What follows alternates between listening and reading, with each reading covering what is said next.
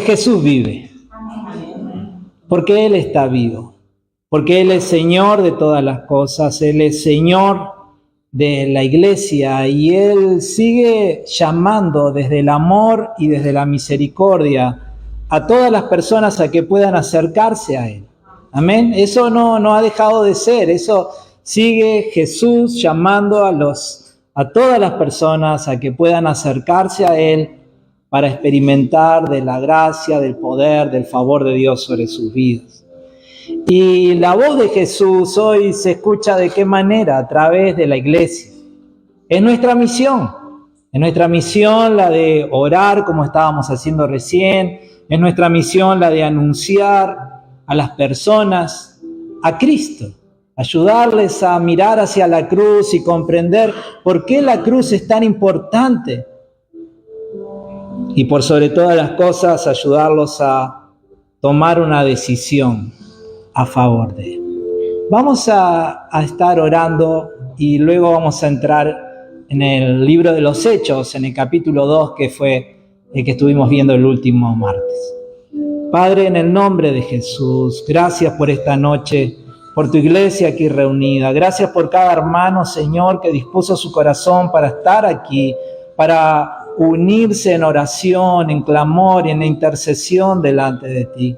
Gloria a tu nombre, Señor, por ese camino que Jesús ha abierto, Señor, y por el cual podemos llegar a tu presencia, podemos adorarte, podemos clamar, Señor, y saber que de tu trono de gracia recibiremos el oportuno socorro. Señor, ruego que en esta noche el Espíritu Santo, Señor, nos ayude a comprender tu palabra. Señor, yo me refugio en el auxilio del Espíritu para que, Señor, mis palabras, oh Dios, puedan, Señor, ser usadas por Él para producir el propósito para el cual tú la estás enviando hoy. Gracias, Dios, a ti toda la gloria en el nombre de Jesús. Amén y amén. Amados, hay algo que últimamente hemos estado anunciando y hablando mucho y lo seguiremos haciendo, que tiene que ver con el propósito de la iglesia. Entendemos que la iglesia Belén está en esta ciudad y en este tiempo y en esta generación con un propósito, y el propósito es el que ayudemos a las personas a conocer a Jesús, a entender la cruz y a tomar una decisión. Ese es nuestro propósito. Para eso estamos aquí en la tierra. Para eso entendemos que la iglesia Belén, de la cual vos sos parte, está en este tiempo y en este lugar. Entonces, hacia ahí estamos dirigiendo nuestra mirada. Cuando miramos hacia ese propósito, nos preguntamos, bueno, ¿cómo lo vamos a hacer? Entendemos lo que tenemos que hacer, ahora, ¿cómo lo hacemos? Y Dios, en su misericordia, nos ha revelado tres fundamentos, tres acciones por las cuales podemos alcanzar este propósito. Uno de ellos es el discipulado. Creemos que podemos hacer todo lo que te dije antes discipulando. Discipulando, ¿qué significa? Teniendo relaciones entre personas que quieren seguir a Cristo. De uno a un grupo, de uno a uno, virtualmente, presencialmente, aquí en el templo o tomando un café en un restaurante, como sea, teniendo un encuentro donde dos personas que quieren ir detrás de los pasos de Jesús hablan y una le dice a la otra cómo hacerlo. Así es como podemos definir el discipulado. Vamos a hacer actividades y las estamos haciendo, eventos y grandes cosas, y creemos que todo eso suma, pero el principio fundamental que queremos desarrollar es el del discipulado. Jesús nos mandó a ser discípulos. Y el principio que tenemos en mente es de que todos nosotros, todos los miembros de la iglesia Belén, podemos ser discípulos, es más, debemos ser discípulos, y también podemos hacer discípulos. La idea es que en algún momento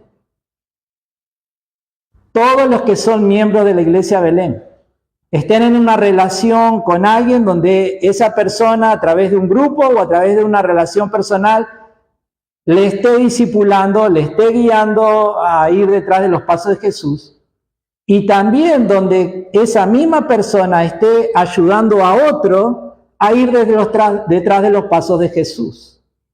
Para que entiendas, esto se comprende muy fácilmente con lo que está pasando con las barcas. Hay mujeres, hay líderes, hay personas que están siendo discipuladas por otras y ellas a su vez están discipulando a otras a través de sus propias barcas. La idea es que cada miembro de la Iglesia Belén, en algún punto de su andar con Cristo, pueda ser parte de un grupo, de una relación donde está siendo discipulado, pero a la vez también tenga a alguien, un grupo, una persona, a la cual le esté discipulando para ir detrás de los pasos de Jesús. Ese es uno de los cimientos. El otro cimiento que entendemos es el del servicio. Creemos que ningún miembro de la Iglesia Belén debería de ser un espectador. Creemos que todos somos llamados a ser parte de la obra de Dios en esta ciudad y más allá de esta ciudad. Para eso Dios ha dado dones, para eso Dios ha capacitado, ha llamado a cada uno y nos da la oportunidad de servirle. Entonces, dentro de esas relaciones de discipulado, esperamos que las personas que están siendo discipuladas en algún momento empiecen a servir al Señor.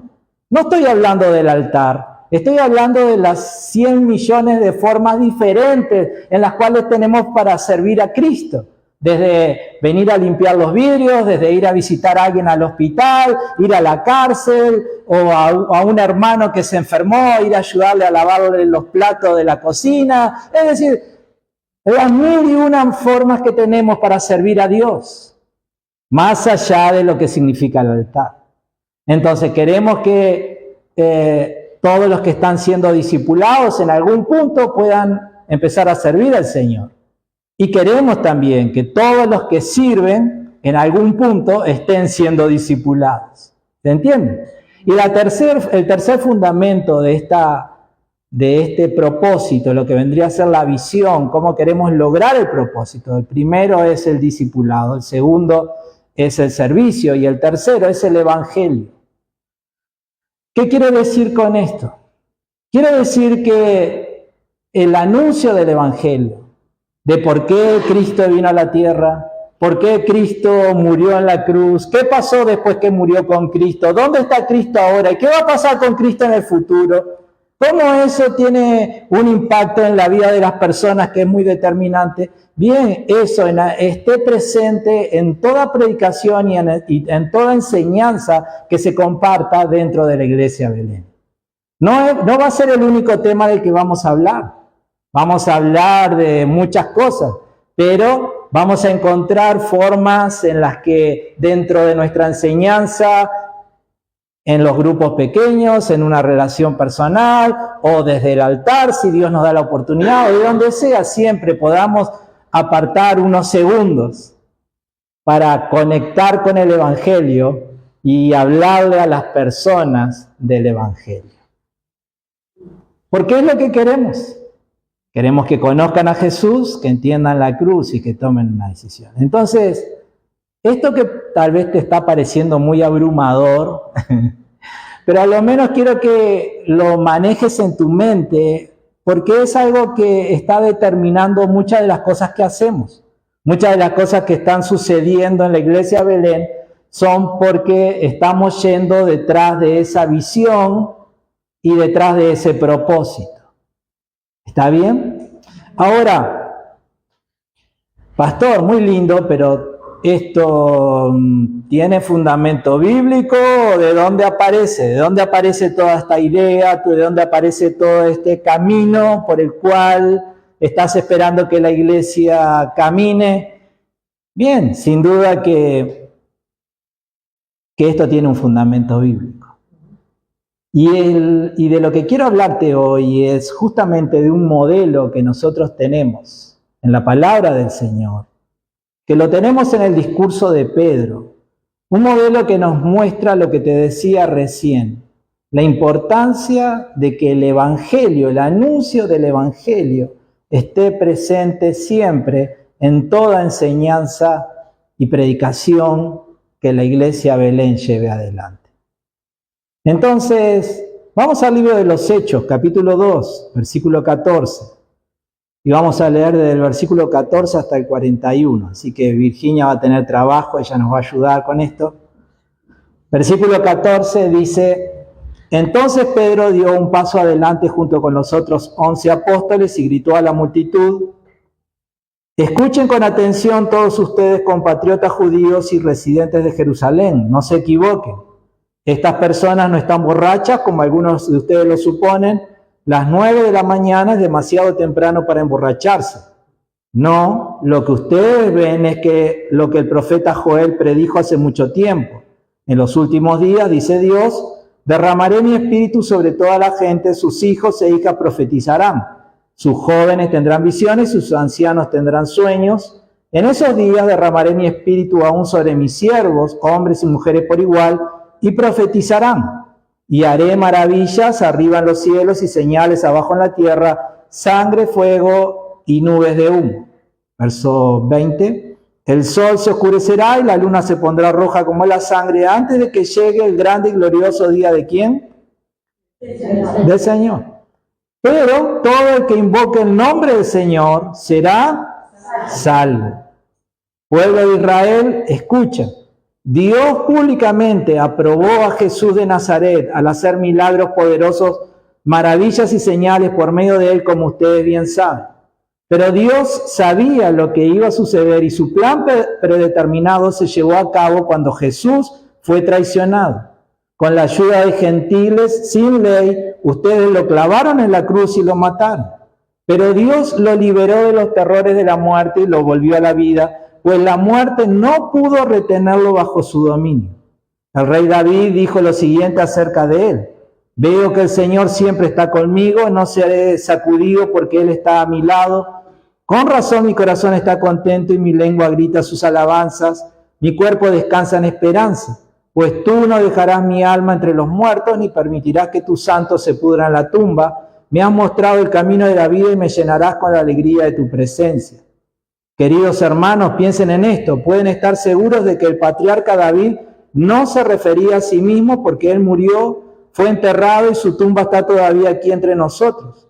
Pero él era un profeta y sabía que Dios había prometido mediante un juramento que uno de sus propios descendientes, de los propios descendientes de David, se sentaría en su trono. David estaba mirando hacia el futuro y hablaba de la resurrección del Mesías. Él decía que Dios no lo dejaría entre los muertos ni permitiría que su cuerpo se pudriera en la tumba. Dios levantó a Jesús de los muertos y de esto todos nosotros somos testigos. Ahora Él ha sido exaltado al lugar de más alto honor en el cielo, a la derecha de Dios, y el Padre, según lo había prometido, le dio el Espíritu Santo para que derramara sobre nosotros, tal como ustedes lo ven y lo oyen hoy.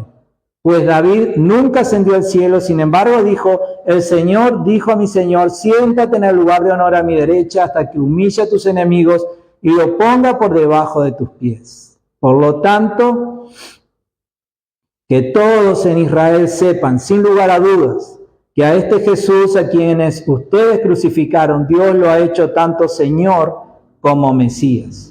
Las palabras de Pedro traspasaron el corazón de ellos, quienes le dijeron a él y a los demás apóstoles: hermanos, ¿qué debemos hacer? Pedro contestó: cada uno de ustedes debe arrepentirse de sus pecados y volver a Dios y ser bautizado en el nombre de Jesucristo para el perdón de sus pecados. Entonces recibirán el regalo del Espíritu Santo. Esta promesa es para ustedes, para sus hijos, incluso para los gentiles, es decir, para todos los que han sido llamados por el Señor nuestro Dios.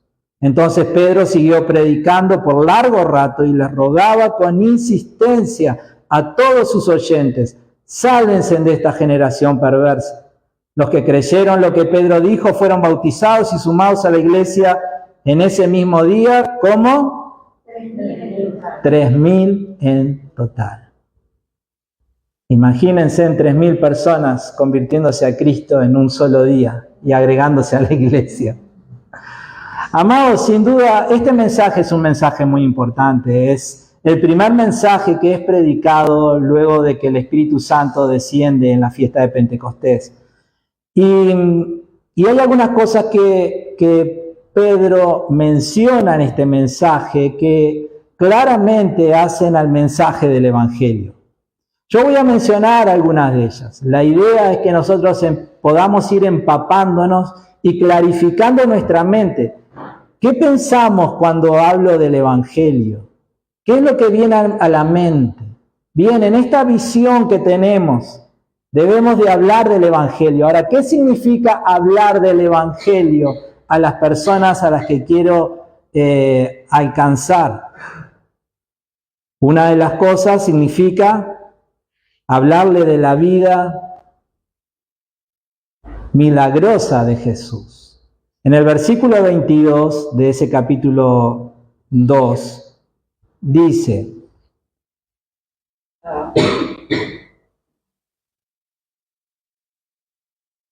pueblo de Israel, escucha.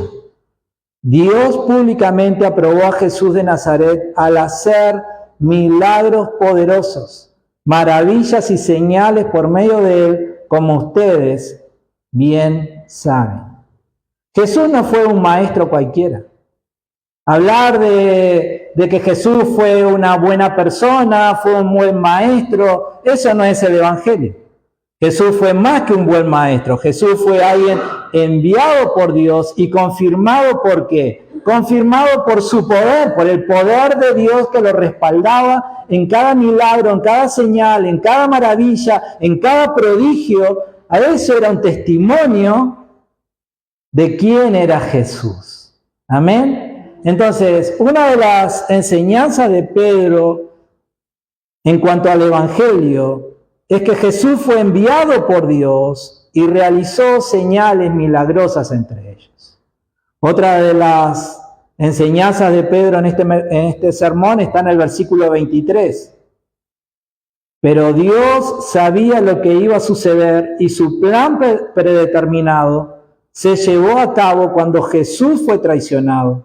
Con la ayuda de gentiles sin ley, ustedes lo clavaron en la cruz y lo mataron.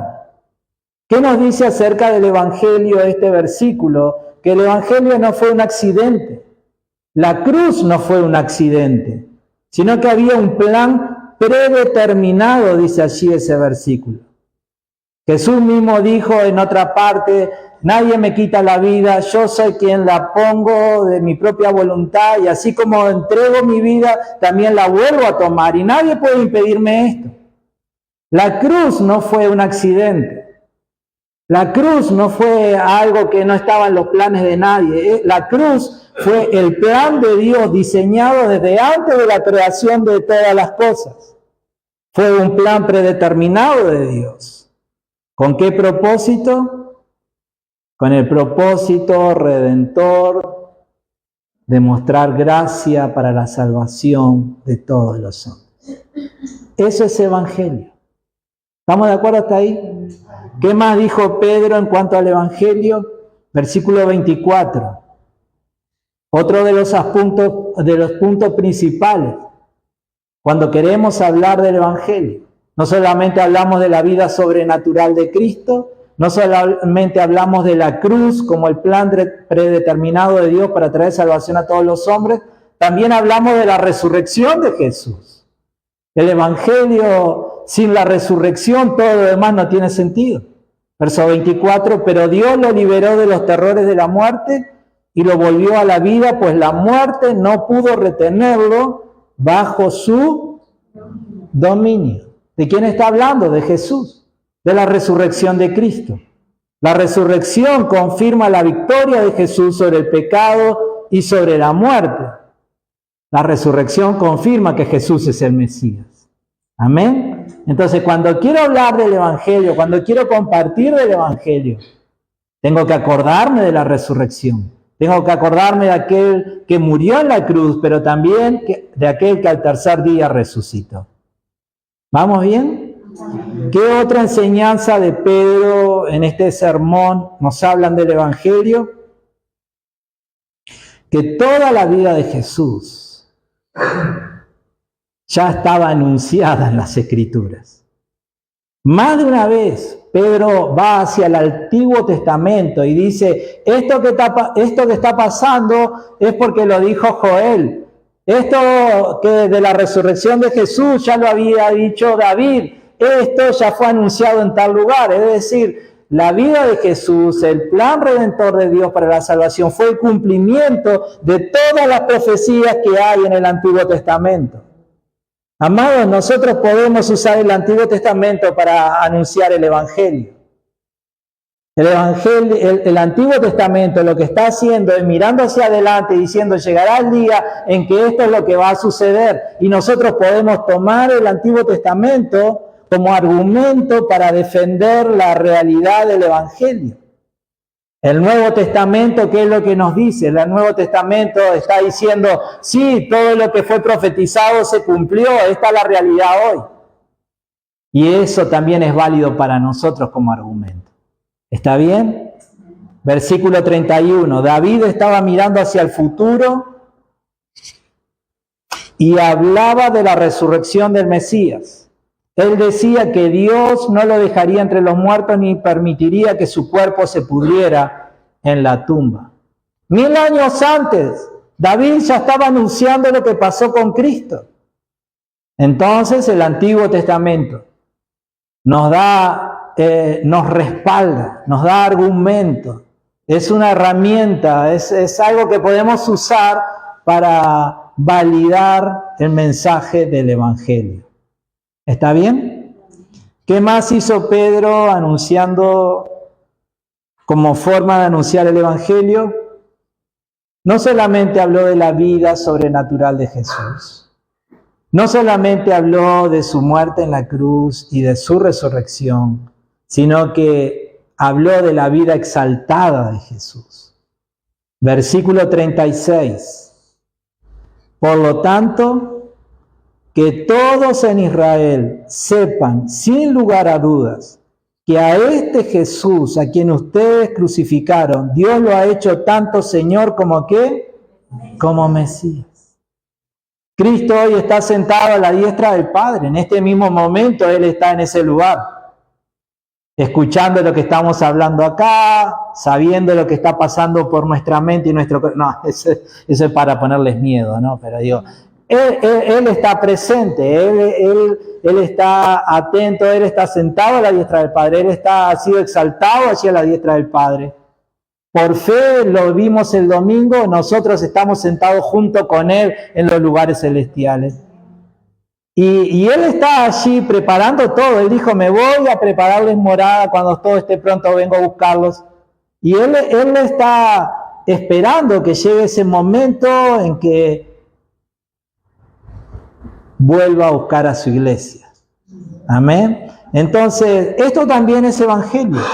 El evangelio también es la vida presente de Jesús allí en los cielos, exaltado a la diestra del Padre, intercediendo por nosotros, enviando al Espíritu Santo como a cada uno de los que abrimos nuestro corazón a la fe.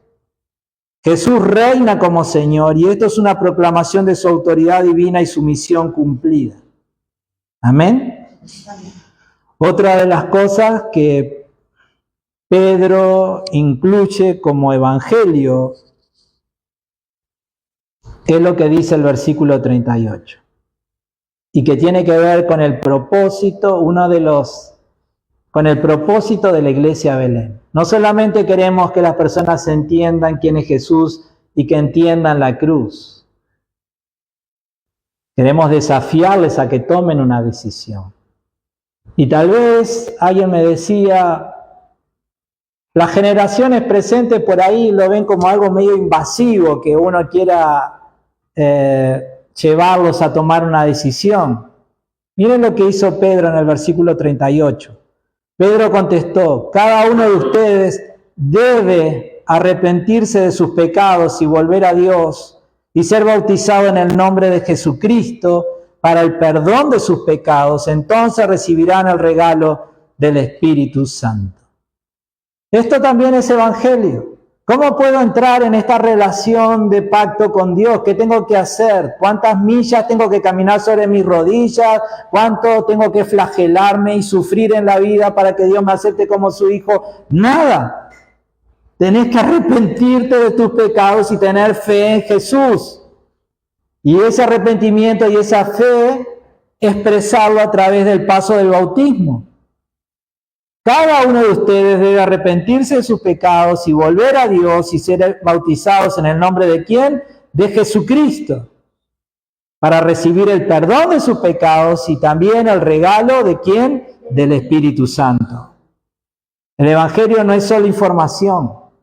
Lo decíamos desde la primera vez que empezamos a hablar de esto. No queremos informar a las personas. No queremos que las personas estén informadas. Sí, yo sé quién es Cristo, porque y qué pasó en la cruz, porque los de la iglesia Belén me lo dejaron bien en claro. No nos interesa eso.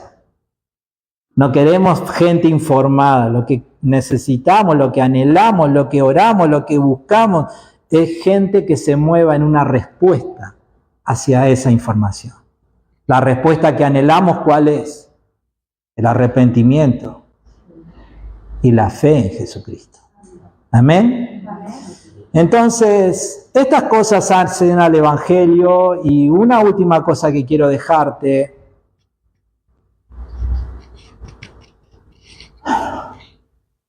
es lo que dice el versículo 39.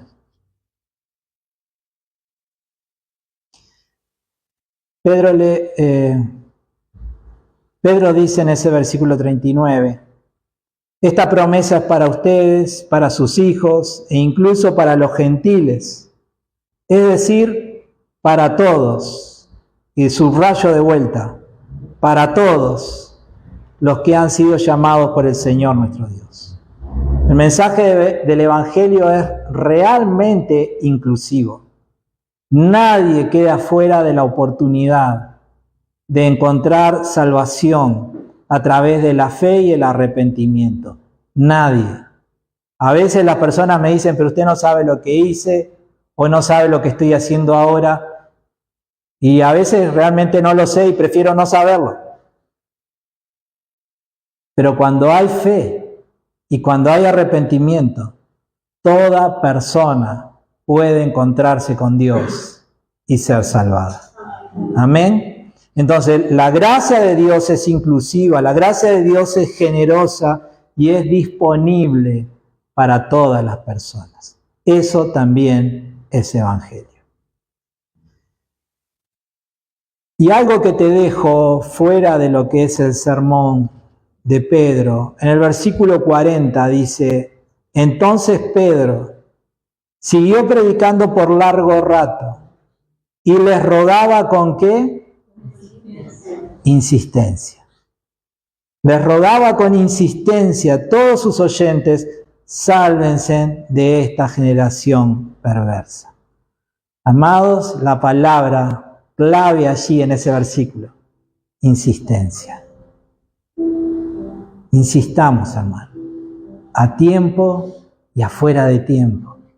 Insistamos desde la oración, insistamos desde la oración y el ayuno, insistamos desde las 1001 estrategias que tengamos a nuestra mano, pero insistamos en compartir el Evangelio. Pastor, ¿significa que yo ahora cada vez que quiera compartir el Evangelio tengo que compartir todo eso? Arrancar desde la encarnación de Jesús, su vida sin pecado, su muerte en la cruz, su resurrección, que ascendió a los cielos y todo lo que usted dijo. No. Lo que estuvimos viendo, y es lo maravilloso del sermón de Pedro, es que Pedro puso todo el cuadro delante nuestro. Nosotros podemos tomar partes de él.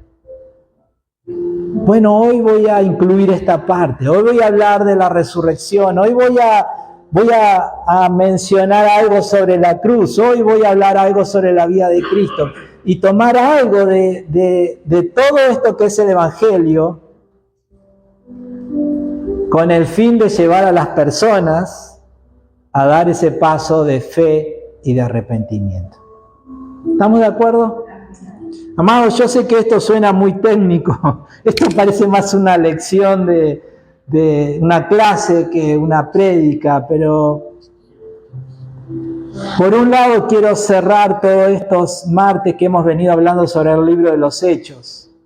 Empezamos hablando de Jesús diciéndonos, sean mis discípulos, sean mis testigos. Vimos cómo el Espíritu Santo vino a capacitarnos para esa misión. Acá lo importante no es si hablas en lenguas o no. Acá lo importante es que cumplamos la misión. ¿Estamos de acuerdo en eso, verdad? Y el Espíritu Santo nos capacita. Una misión para la cual tenemos que ser, ¿qué? Valientes, como lo vimos el martes pasado. Pedro es un ejemplo de eso. Pedro, el mismo Pedro que 50 días antes, cuando alguien le decía, pero vos no sos de los discípulos de Jesús. No, yo no lo conozco, no sé ni quién es.